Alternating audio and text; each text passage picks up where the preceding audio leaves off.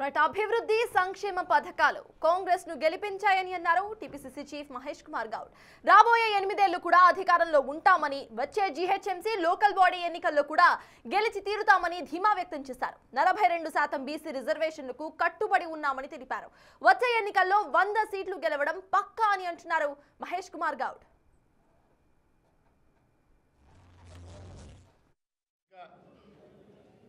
రేపు హైదరాబాద్లో జరగబోయే జీహెచ్ఎంసీ కార్పొరేషన్ జరిగే ఎన్నికకి విజయానికి నాంది.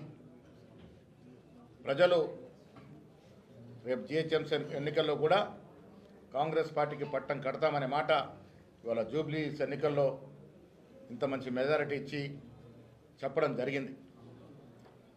ఈ ఎన్నికల్లో కూడా ముఖ్యమంత్రి గారు ప్రత్యేక శ్రద్ధ వహించారు.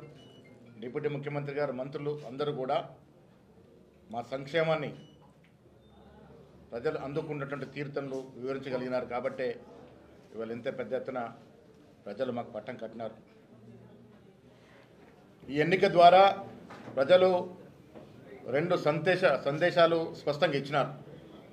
ఒకటి, కాంగ్రెస్ పార్టీ పట్ల మేము సంతృప్తిగా ఉన్నాం.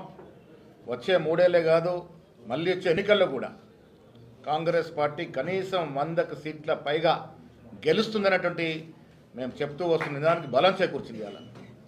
ఇవాళ జూబ్లీస్ ఎన్నిక రేపు హైదరాబాద్లో జరగబోయే జీహెచ్ఎంసీ కార్పొరేషన్ జరిగే ఎన్నికకి విజయానికి నాంది.